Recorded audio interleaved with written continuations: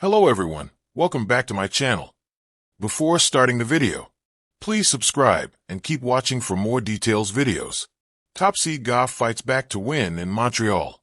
Top seed Coco Gauff progressed to the fourth round of the Canadian Open after a comeback win against Veronika Kudermetova in Montreal. The world number 2 recovered from a set and a breakdown to win 4-6, 7-5, 6-2, and make it to the final 16 of the tournament for the fifth time running. The 2025 French Open champion will face 18-year-old wildcard Victoria Mboko in the next round after the Canadians' 1-6-3, 6-6-0 victory against the Czech Republic's Marie Bouzkova. The teenager, playing at a career-high ranking of 85, is guaranteed to move into the top 70 following her victory.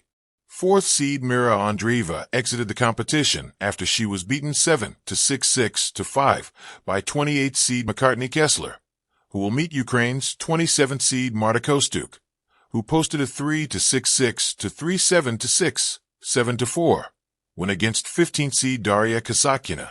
Unseeded Julin of China is also through to the fourth round after a 6-2, 6-2 victory against Susan Layman's.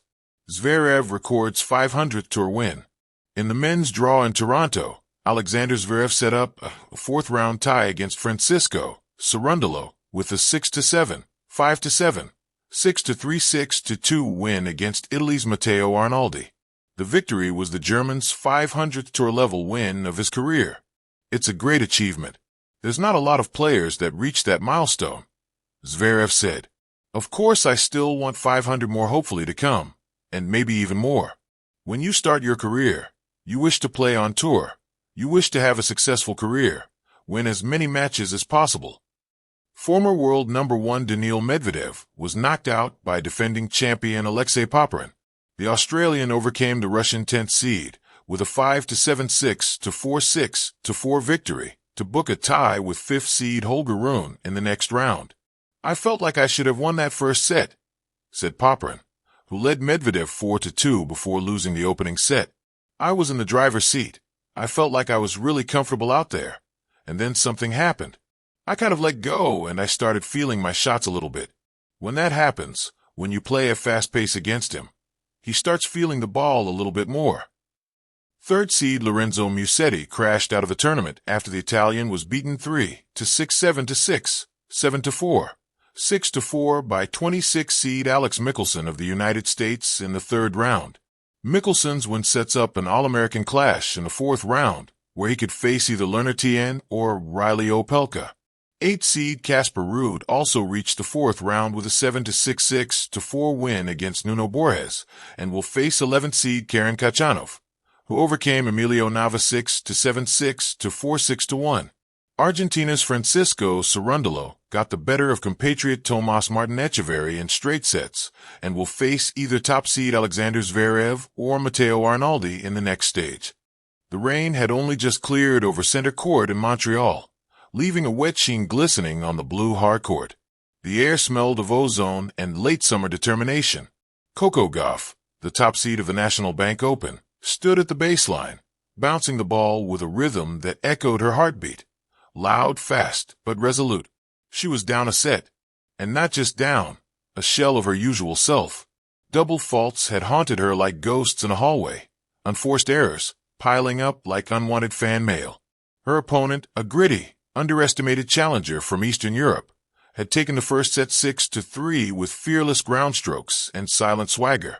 Yet Coco didn't panic. She never does. ACTI, the storm within. For Coco, Montreal had always been a place of mixed memories. A semi-final run in her teenage years had catapulted her into the spotlight. But since then, the weight of expectation had only grown heavier.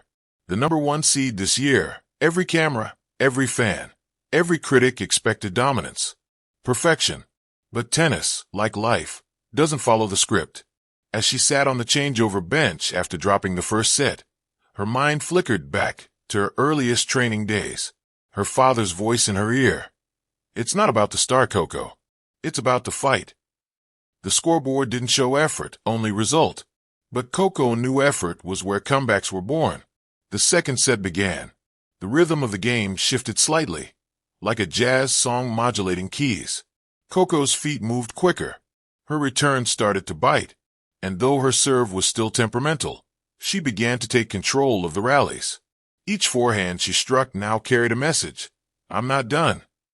ACT2, the turning point. At 4-4 in the second set, came the rally. 31 shots of pure nerve. Her opponent blistered backhands down the line. Coco scrambled, retrieved, spun up moonballs, then knifed drop shots. The crowd leaned in as one, a collective breath held hostage. And then, on shot 32, Coco let fly a screaming backhand winner that clipped the line. She didn't roar. She didn't pump her fists. She simply turned and walked to the baseline, head high, calm as midnight water. The crowd, though, erupted. That was the moment.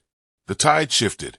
Her opponent, now shaken, missed a routine volley on the next point, and suddenly Gauff had the break. She served out the set with clenched teeth and narrowed eyes. One set all. ACT3, Rise of the Phoenix. The third set was less about tennis and more about will. Coco's serve remained shaky, but her heart, unshakable. The match stretched over 2.5 hours. Every game a micro-battle. Every point a duel of desire. She sprinted for drop shots, chased down lobs, passed at impossible angles. Her opponent played the match of her life. But Coco was fighting for more than just a win. She was fighting for herself, for the standard she'd set, for the fire within that refused to flicker out. At 5-3, serving for the match, Coco faced a break point. The moment was tense, fans on edge, her box silent, cameras flashing like lightning. She took a deep breath, tossed the ball, and delivered a 116 miles per hour ace down the tee. That was the dagger. 2 points later, it was over. 6-3 in the third. Victory. ACT4, the silence after.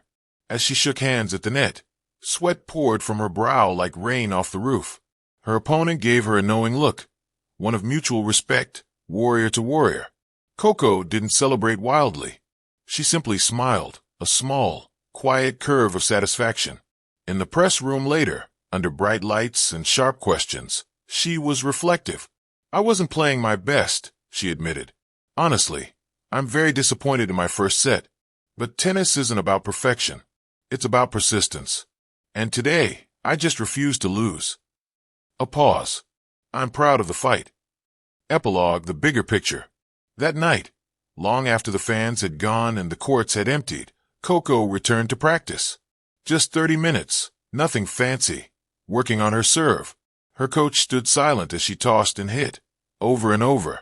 The mark of greatness isn't how you perform when everything is going right. It's how you respond when everything goes wrong.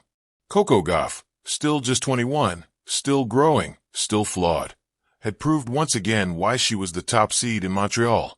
Not just because of her rank, but because when the storm came, she didn't crumble. She fought back and won.